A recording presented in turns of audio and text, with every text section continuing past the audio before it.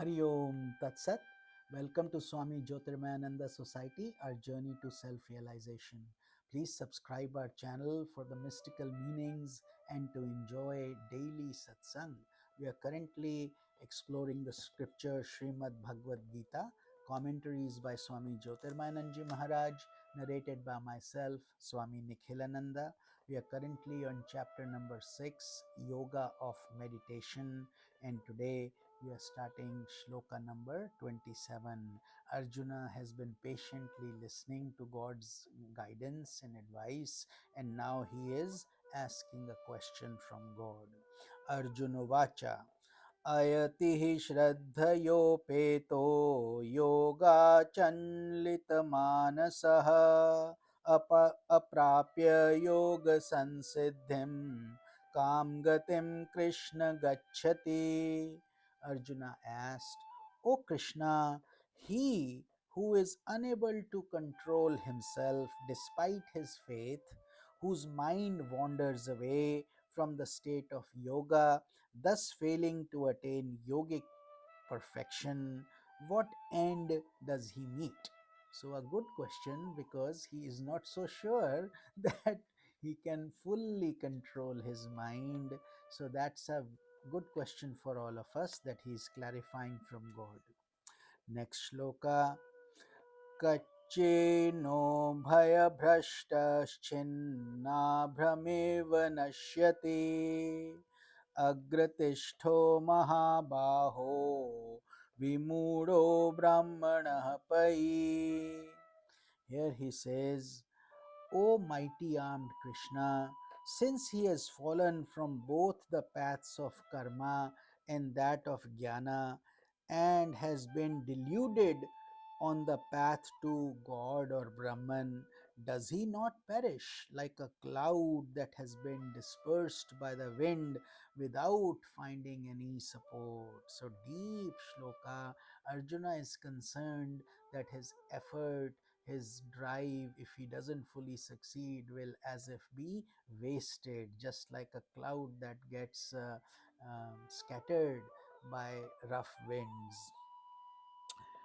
Then he continues, Etan me sanshayam Krishna cheturmahasya sheshataha twadanyah sanshayasya chetana yupapadyate.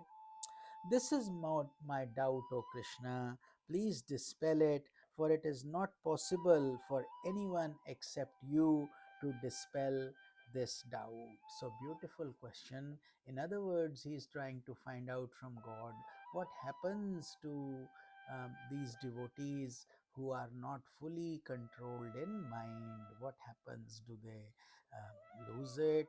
What happens to their effort? Is it wasted? Etc. Shri Bhagavan Uvacha, here God is answering this beautiful question of Arjuna, which many of us may also have. So God continues to answer, Partha neveha namutra vinashastasya vidyate nahi kalyana krit kaschid durgatim tat gacchati. Lord Krishna answered, O Arjuna, a yogi is never destroyed, neither in this world nor in the next. O friend, whoever is the doer of good does not tread the path of grief. How reassuring, how loving, and how compassionate. God has clarified to us that this is the way. Our effort is never wasted on this journey. No matter what we do, we keep it. And it is never wasted or destroyed, neither in this world nor in the next world. So, here God is clearly establishing the concept of reincarnation, meaning you will not perish. Just because you die doesn't mean you evaporate into thin air.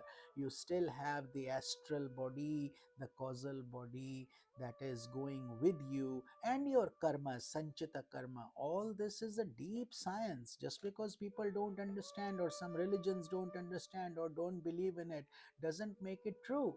It is simply a fact. simply the best recycling program that God does. The Atma continues on and on and on till it achieves liberation, like a river running from the mountains and crossing several areas till it goes back into the ocean. So the cycle has to continue, otherwise this concept of uh, karma would become meaningless. Why is somebody born in a poor family's home and another one in a rich person's home? All that, the answer is based on the karmic entanglements, the prarabdha karma, which we have all studied in detail. So here God is giving a very clear answer to Arjuna. Oh Arjuna, nothing is destroyed. If you have made an effort, you have tried to do good, you will be benefiting, and you will not tread the path of grief. How reassuring is that? So God is saying, no matter what you have done, that you have credited your bank account. Just like you put money in your account, you have it. So then you can withdraw it whenever you need it. Much in the same way, God is saying, this is the same. If you have put in the effort, that effort is acknowledged by me, and that is called spiritual currency. Don't just use dollars as your currency. Or whatever, pounds, for those of you living outside. That is not the only currency. Your real currency is spiritual currency, the currency of peace, happiness, bliss, joy, and doing good. Ultimately, this body will dissolve and it will go away. So, what we have done with it while we are alive matters, and this is what Lord is saying. Your effort on this path will never be wasted. How beautiful. Moving on to the next shloka, number 41. Prapya punya kritam lokanupetva shashvati samaha shuchinam shrimatam gehe yoga bhrashto abhijayate. Having fallen from yoga after death, he enjoys heavenly worlds for everlasting years, and then he is reborn in the house of those who are pure and prosperous. So let's introspect. These are the people who have not succeeded in becoming a yogi, who have put in the effort, but it wasn't enough to get them enlightened. So here God is saying they have fallen from yoga, meaning they have become yoga brushed.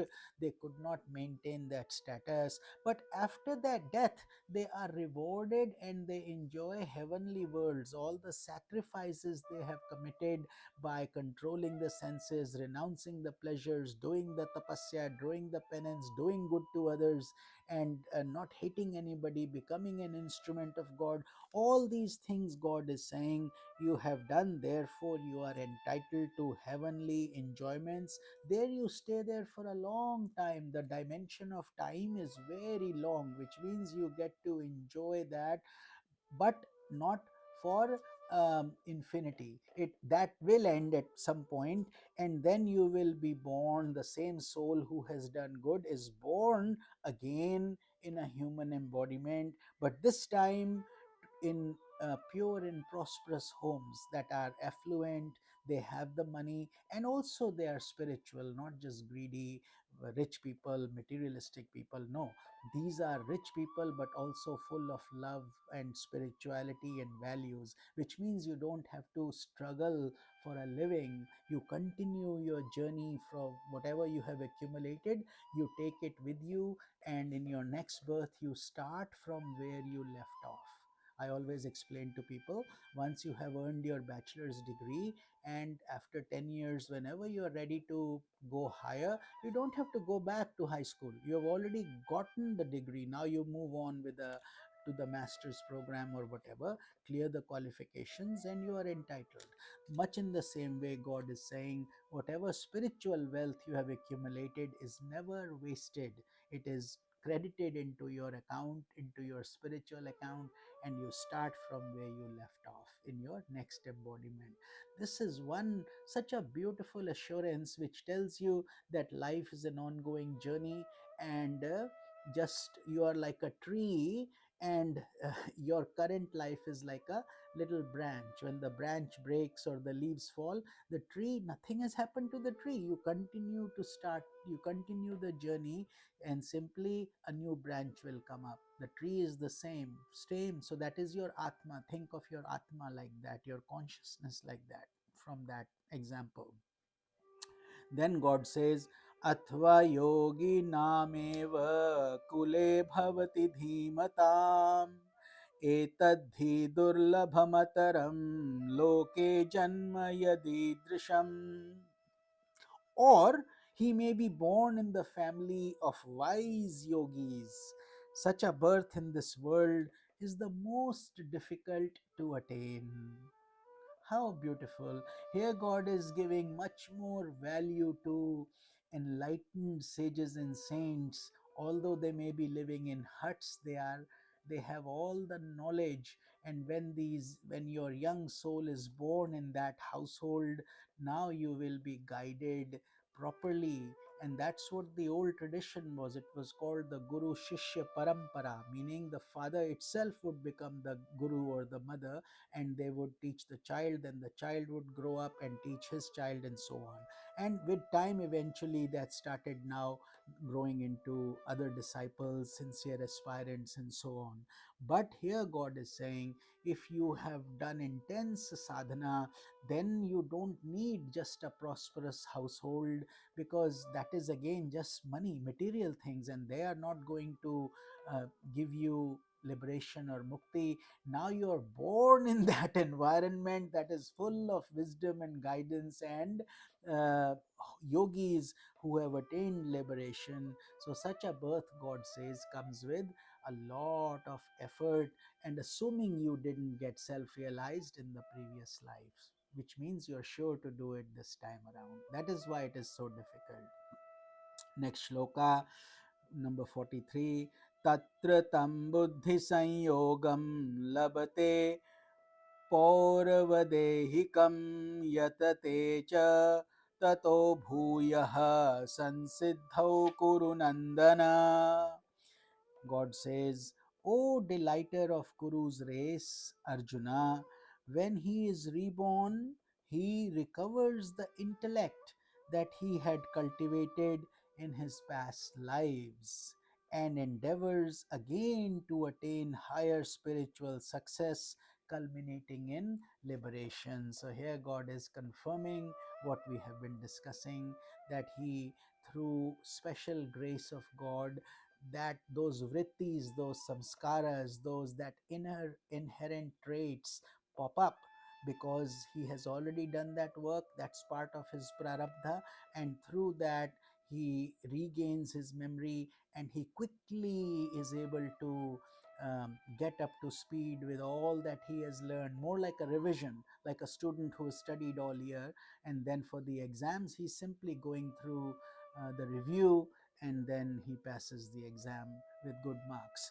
Much in the same way, this soul newly born quickly reviews all the material that he has already done, and he starts from there and achieves liberation, mukti, nirvana. So I hope you have enjoyed thoroughly these deep shlokas as much as I have, because that's great reassurance from God, the merciful, compassionate God, telling us that what you are doing is being rewarded, noticed by me, and nothing goes unrewarded.